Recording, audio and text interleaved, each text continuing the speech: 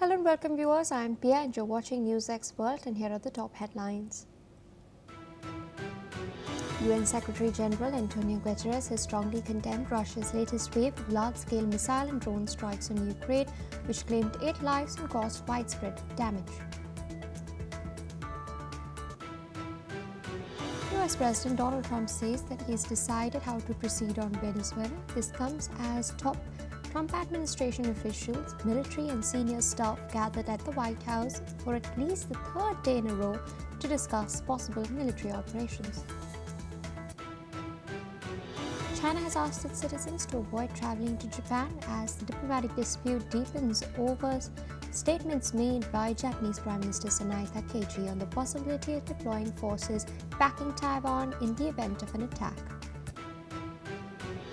US President Donald Trump has lifted tariffs on beef, coffee and other agricultural products to stabilize prices and ease inflation. The move affects products like tomatoes, bananas, aligning with recent agreements with Ecuador, Argentina and other countries such as El Salvador. The deadly bomb blast in Jammu and Kashmir has claimed at least 9 lives and has left over 32 people injured. While the police has claimed that it was accidental, the Lieutenant Governor has ordered a probe. US President Donald Trump has stated that he would likely sue the BBC next week for as much as $5 billion after the British broadcaster admitted that it wrongly edited a video of a speech he gave but insisted that there was no legal basis for his claim. The death toll in the landslides in Indonesia has risen to 11, with over 12 people still missing. The landslide was caused by heavy rainfall and hit 3 villages in central Java. Pope Leo XIV is hosting a group of leading Hollywood actors and filmmakers at the Vatican. While speaking to them, the Pope has stated that cinemas are struggling to survive and that more should be done to protect and preserve the shared experience.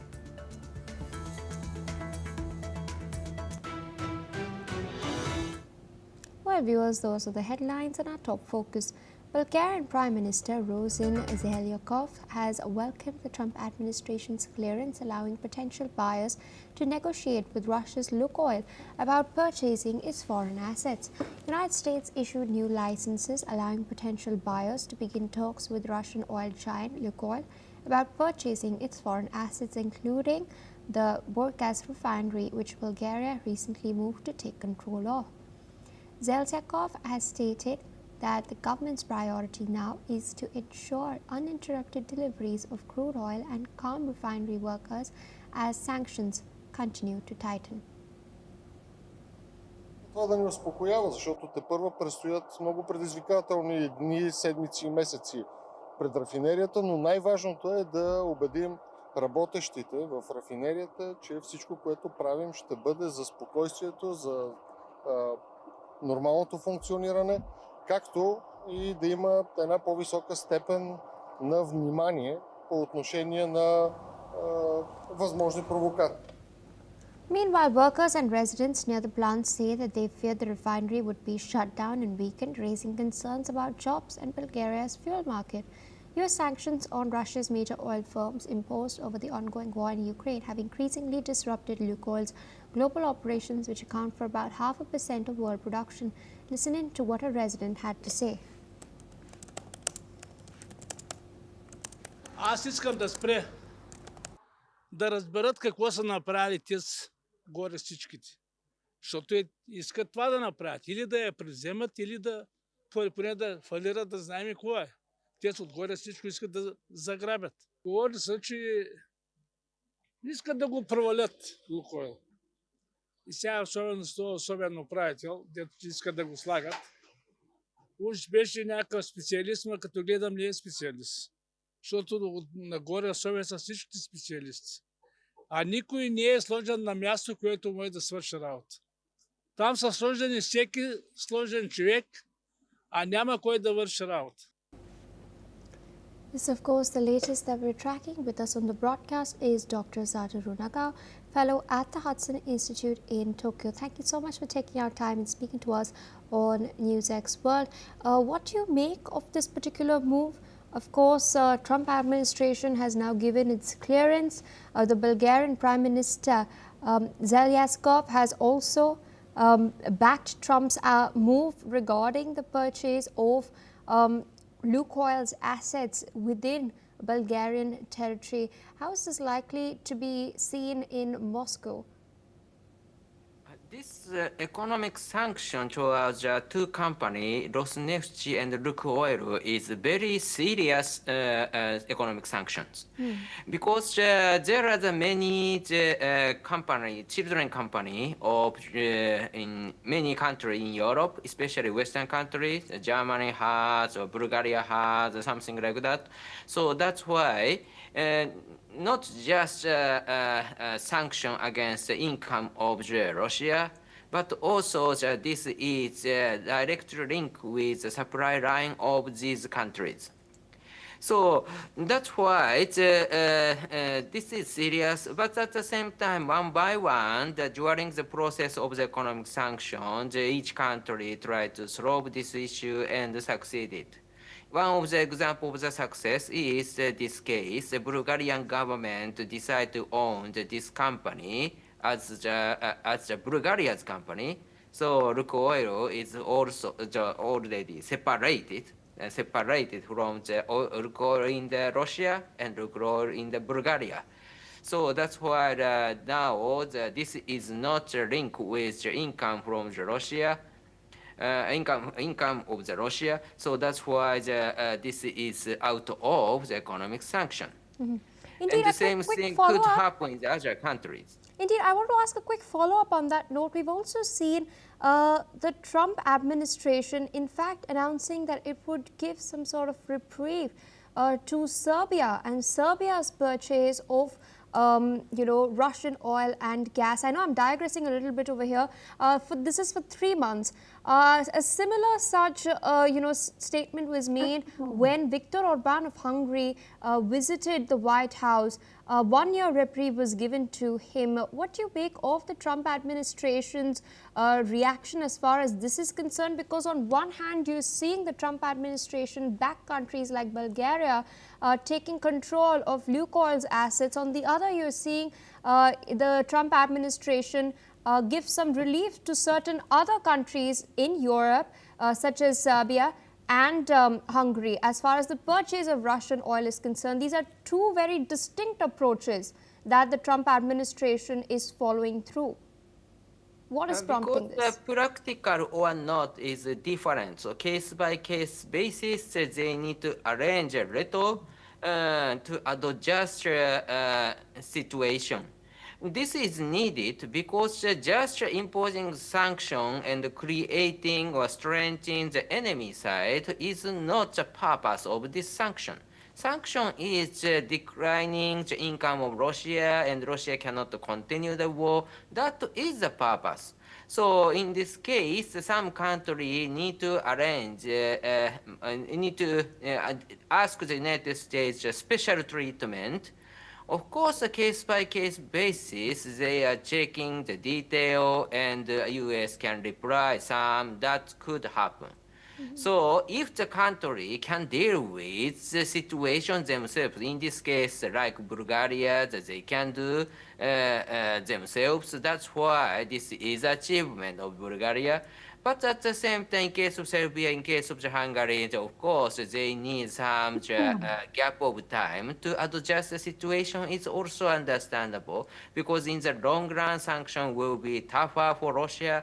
That is the purpose, not just creating problem between the US and Serbia, US and Hungary. It's not the purpose. Absolutely. So requesting you to stay on with us as we're tracking further updates coming in from Europe.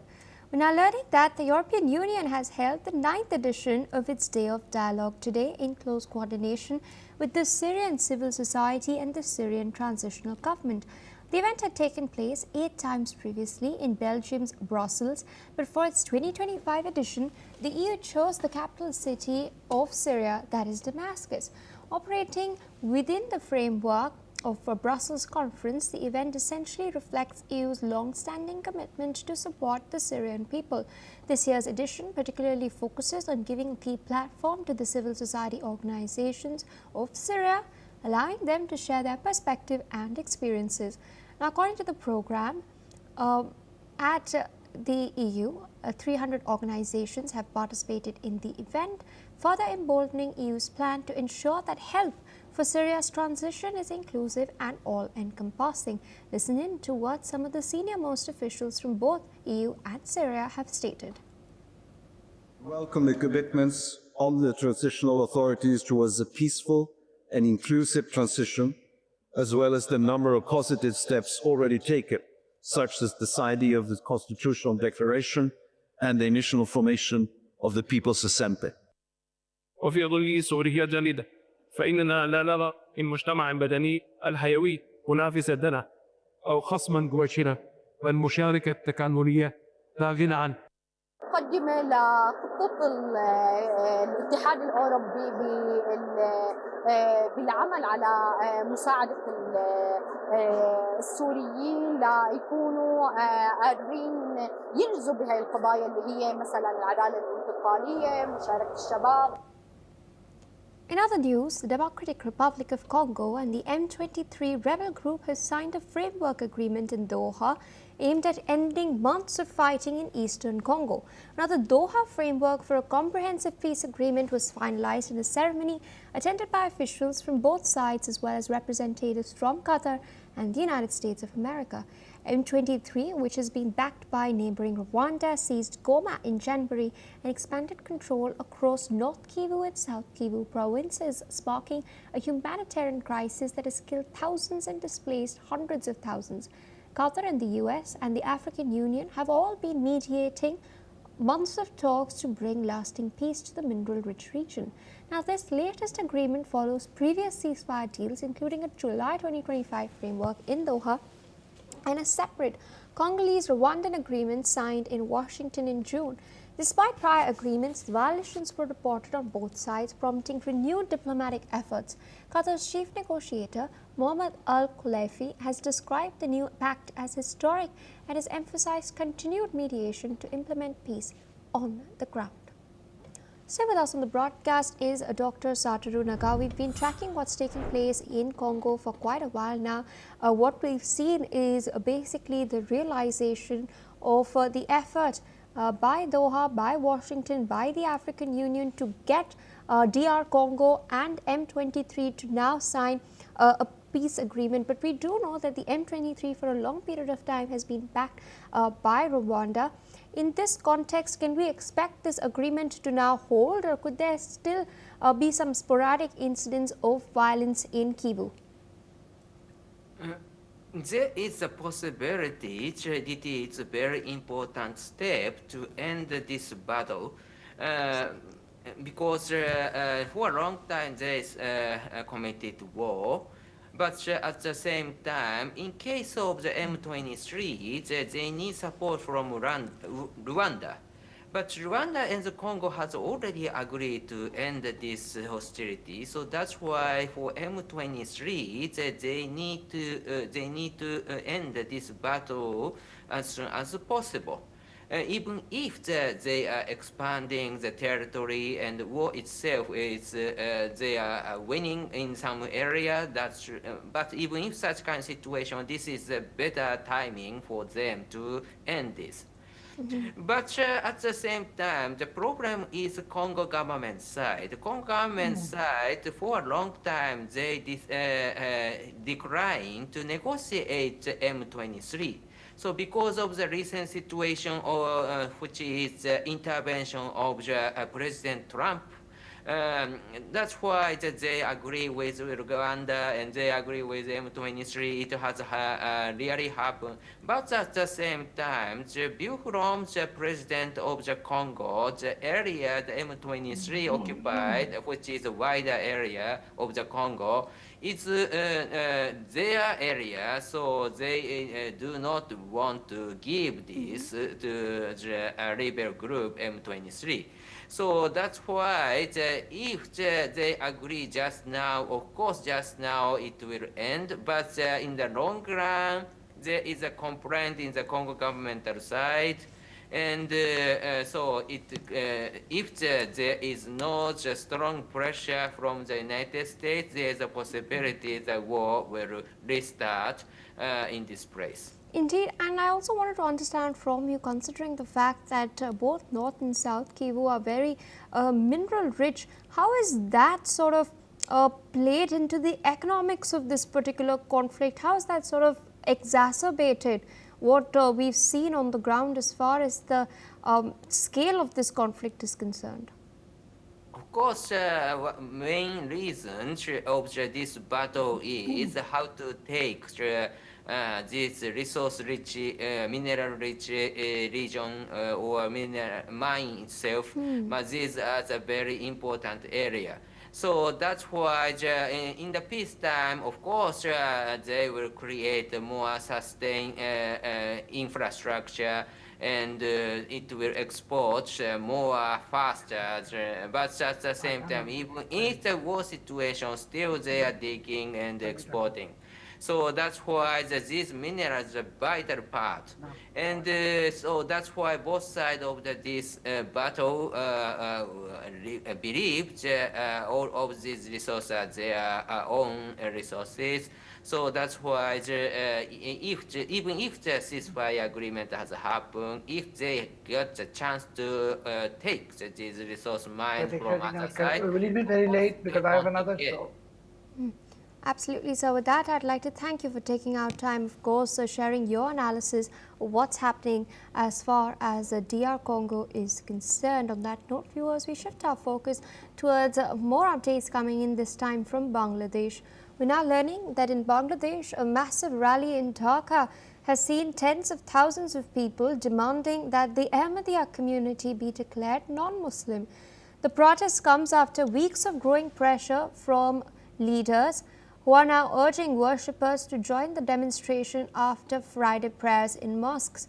Now, people at the rally believe that Ahmadis could live in the country but should not be recognized as part of mainstream Islam. Protesters held placards calling for the government to act, stating that the issue should be taken up in parliament.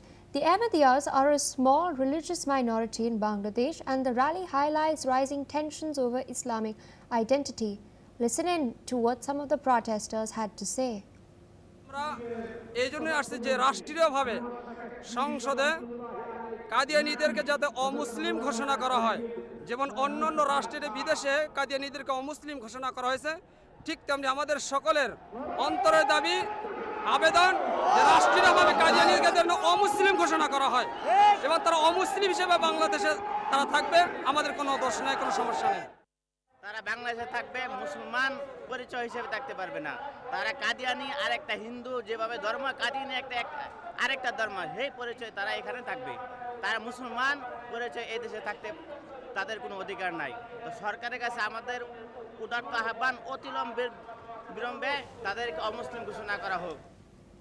With us on the broadcast is Shoaib Chaudhary, editor of Blitz from Dhaka. Thank you so much for taking our time and speaking to us on NewsX World. At the outset, I wanted to understand, why are these calls being made? Why are these protests being carried out in the first place? Thank you very much. You see, this is what happened today in Dhaka. It's extremely alarming because 2 days ago, Maulana Fazlur Rahman, he is the president of Jamiyat-e-Ulama-e-Islam Pakistan. He arrived in Bangladesh along with several Islamists, including some Islamists from Nepal, Turkey, Europe, UK, and also from India.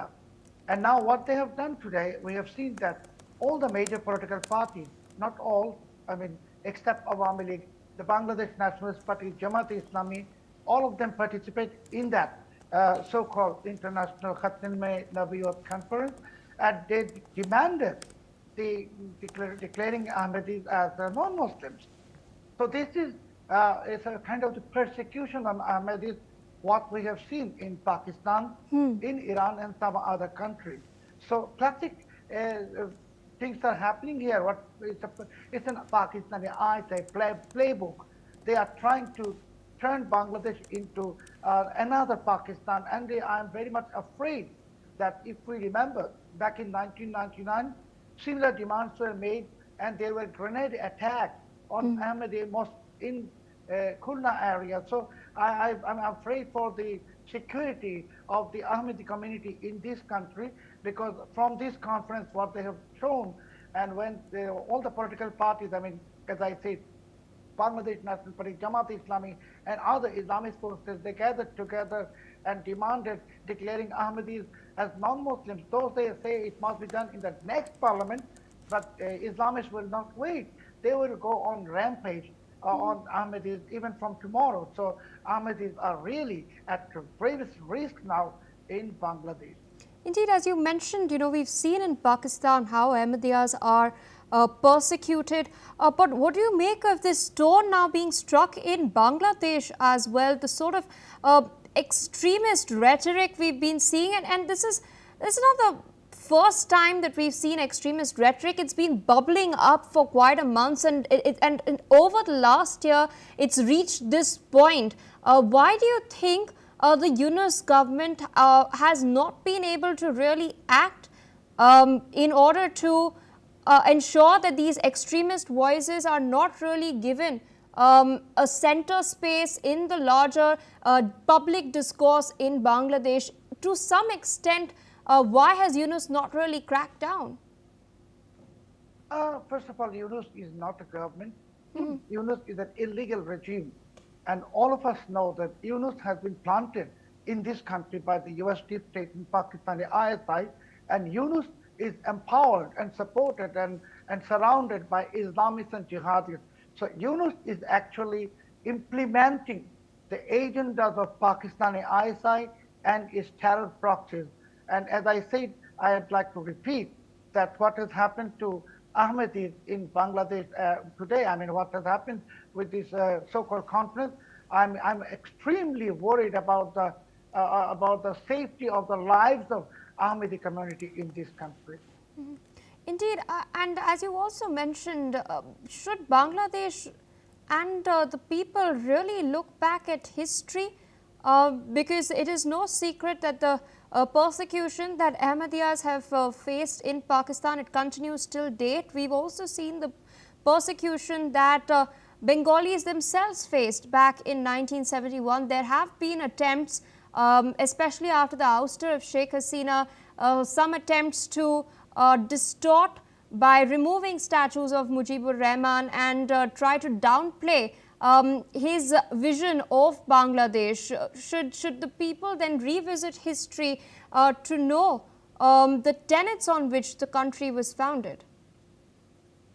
You see, you very correctly mentioned that Bangladesh was established on the basis of secularism, and this is Bengali culture, and we don't really consider who is Hindu, who is Christian, who is Buddhist, or who is Ahmadi. All are Bengali. But now this is an attack on Ahmadis, and for the last 15 months, we are all witnessing the attack on Bengalis, I mean, in this country. So, as I said, that this attempt of intimidating the Ahmadis through this so-called conference where Bangladesh National Party, Jamaat Islami, and one of the influential advisors of the Yunus regime participated. I mean, this will open the window for the jihadis and Islamists to go on rampage. They will attack Ahmadi mosques, they will attack Ahmadi businesses and lives. So I'd like to call upon the international community to immediately intervene into this matter and save Ahmadis from persecution. All right, Mr. Chaudhary, with that, I'd like to thank you for taking out time, speaking to us, of course, or providing perspective on what's taking place in Bangladesh, this very alarming development. On that note, viewers, we're shifting focus to news coming in. We're now learning that a number of flood warnings are in place across Yorkshire after Storm Claudia brought torrential rain. Now, the Environment Agency has stated that the flooding is expected on the River Ire in Castleford, along the River Ouse in York, on the River Nid in Hunsinger, and in Bayton near Sheffield. Flooding has also affected several train services, including northern operated journeys between Leeds and Manchester and Supertram services in Sheffield. The public are advised to avoid using low-flying footpaths and any bridges near local watercourses as well.